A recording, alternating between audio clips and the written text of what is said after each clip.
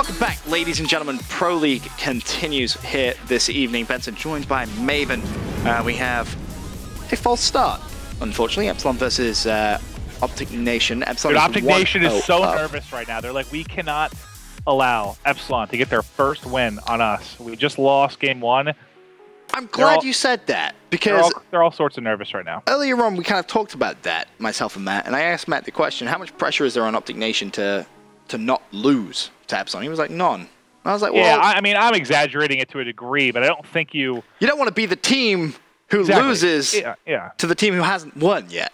Especially when you're a team like Optic or Optic Nation, I think has more pressure, has more eyes on it than other teams. You just know, I mean, if you're Moach and he's active on Twitter, you just know if you lose to a team that has 0 wins, you're going to hear about it. It's just a fact. You're going to hear about it on Twitter. So do I think that's in the back of their minds to some degree? Absolutely. They're kids, man. A lot of these guys are very, very young. They care about what people think about them on social media. I certainly think it's a concern, yes. You should coach them. Be a life coach, Maeve. I coached Moach at one point. I was the best coach he ever had. I'd bring him Papa John's. Actually, I disagree, because I got them to a 4th place finish. You got them to not even qualifying. From what I understand, you were never even there. That is a lie. Anyway, going into Search and Destroy Detroit game number 2. Looks as if everyone should be good to spawn in, waiting for one more player from Nation, and everyone is in. And hopefully, if Ricky spawns in, which he does, the game will commence. Now, Nation, as we said, down 1. And already a massively aggressive start coming in from Epsilon, as Ricky is going to fall. Nagafen picks up 2. He's going to fall. 2 versus 2 situation, mate. And yeah, they just pushed A very hard, and Swanee is eventually going to get caught. And I was just getting into the game, so I didn't even... You didn't even see it?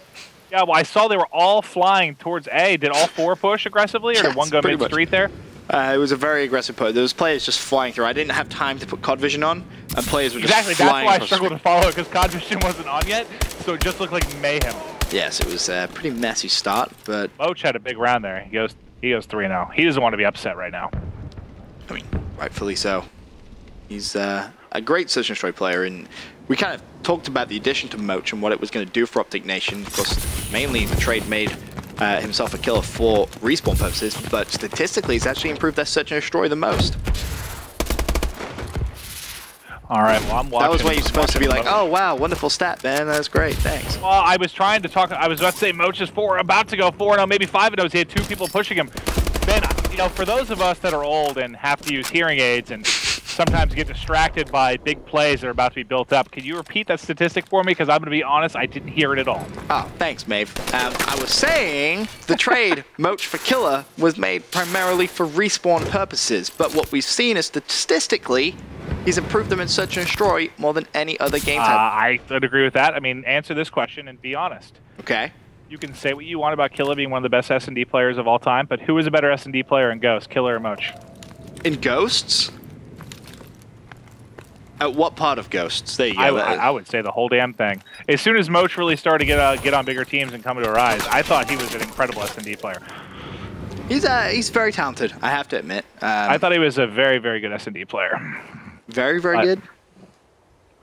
I just remember Moach having monster. And again, am I a little bit biased because I coached that Curse team for a little bit and focused a lot more on it? Yeah, but I just feel like he would always have monster games throughout Ghost. And is this a new game? Yes, but I still feel like we're at this point where I know we're far into the title, but I have difficulty pinpointing really good Advanced Warfare S&D players.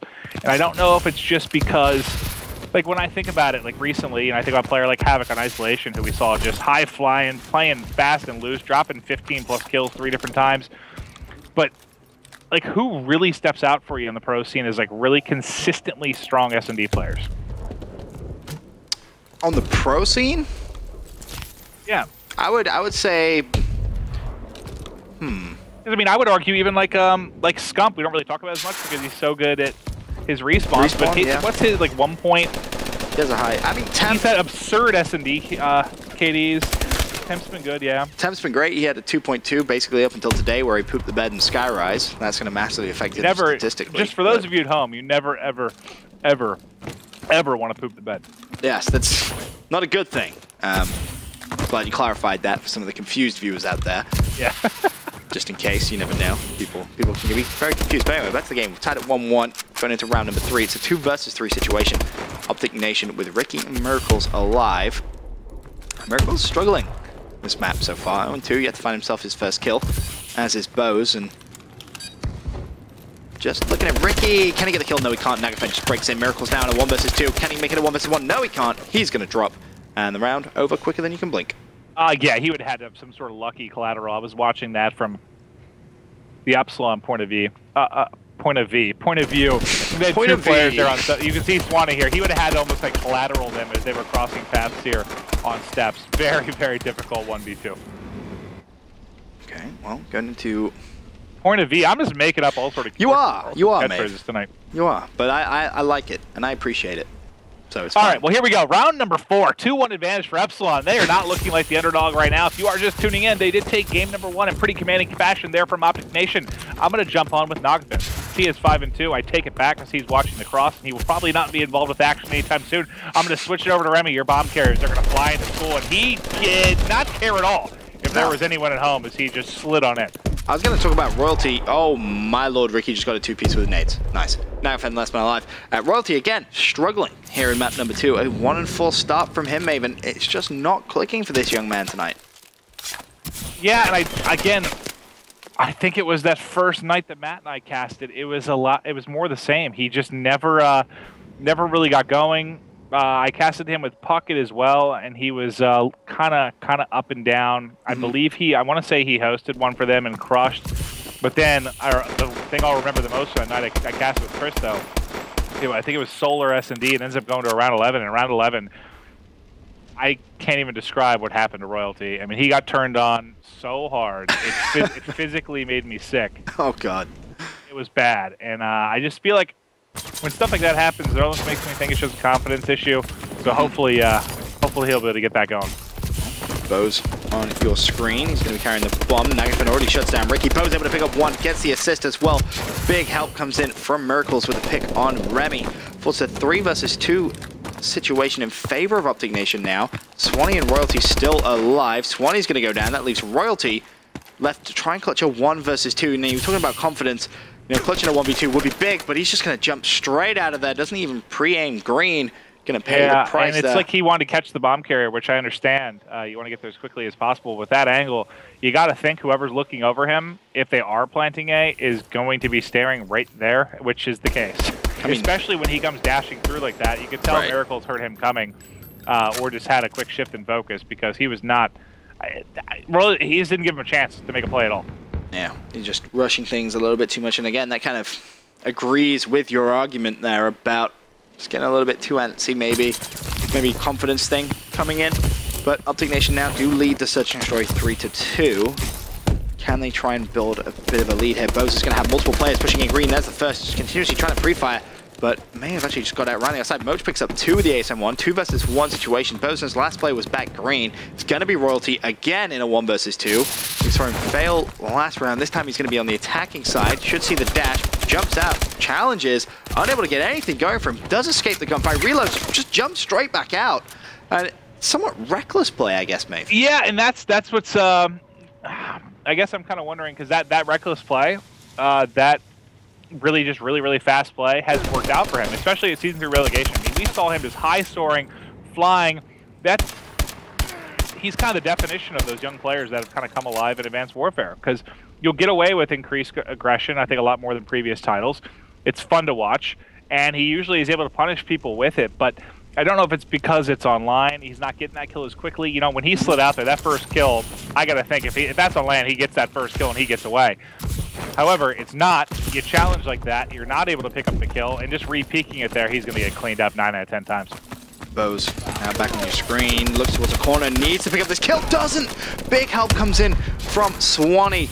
Miracle's able to pick up the kill on Royalty. Once again, Remy really struggling in this one. Goes from fantastic performance map number 1 to a 1-5 S&D. It's a 3 versus 1 situation in favor of Epsilon. I think you're happy right now, though. I mean, even though you took the trade right now, I mean, you knew the first 2 were going to be hosted by ON. You're able to take 1 out of 2. You're still alive in this one. You got to be feeling pretty good if you're Epsilon. The question for me is, and I haven't taken a look at the maps 3 and 4 map. I've been taking a look at the maps for 3 and 4, but I don't know if it's one of those scenarios where they took those because those are the ones they were more confident they could win, or if they were weaker game types, so they wanted to have host them. I'm not sure. But I mean, you look at map number 1 is a drift, right? I feel like if you're a pro team, you're not really going to get much from hosting drift, and ultimately Epsilon stole that as well. So they're in a good position knowing that they're going to host the second hardpoint of the series and also the uplink. Maybe a comeback uplink would make sense to try and go after, but we'll have to wait and see because I actually don't have the maps in front of me either. Well, that's my, I guess my feeling overall. You have to be feeling pretty darn good if you're Epsilon, but we've known, they've gone 2 up in the series. They lost that, so they haven't really been your closers exactly. Let's see if they can turn it around. That round is going to be such a quick win. Moch had a 2-piece to start that one off, and that round going to disappear in the blink of an eye. Yeah, Moch just shut it down himself. That was crazy from him. Goes on your round-ending kill count. Jumps around the outside and picks up that kill. But, we talk about Moch and S&D, 11 and 5 from him. You can see just the effect he has on this team. Yeah, it's been fun to watch them transform. I know there was a lot of drama that went down as the team broke up, and I understand the reasons why, but it sort of seems like they're having fun playing with each other. And I guess Moch is a guy that's taken maybe a little flack in the past for being a bit strange at times, bumping heads with teammates a little bit, but whatever the synergy is they have rolling right now for Nation, it really seems to be working, Ben. It does. As Bo's going to be carrying the bomb. Important round here for Epsilon. Want to try and go 2-0 up in the series. And potentially look for that first win in the Pro League. Minute left on the clock in round number 9.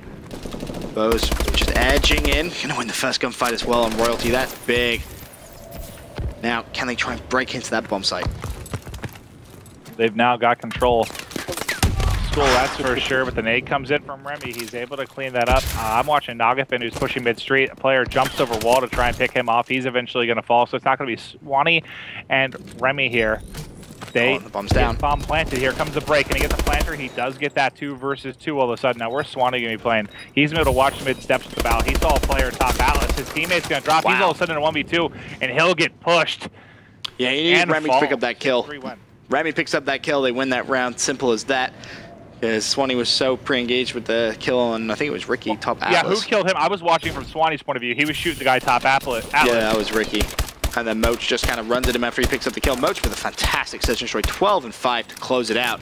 Phenomenal numbers being put up from him. And Optic Nation tie up the series now, 1 map apiece, Maeve. Well, these games 3 and 4 are going to be the big ones. Again, these are the ones Epsilon's going to be hosting. Going to need a big performance from all these guys to get their first win. Because what are they 3-0? Are they 0-3 or 0-4? I had the standings in front of me just a second ago. They are currently 0-4. So yeah, yes. It's not quite do or die time, but in a 22-match league, it's getting darn close. I don't know what point you exactly call it. But I guess for me, I mean, it's almost now. You're 0-4. You got to get a win on the board. I mean, you have to think that's like 0-8, right? From previous seasons. So it actually is basically do or die time right now. Yeah.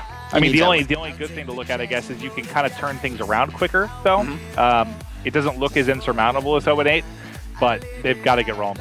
I believe we're actually going to go over to a Royalty host as well, so bear that in mind in the next couple of maps. For now, though, commercial break. When we return, I believe it will actually be an uplink comeback.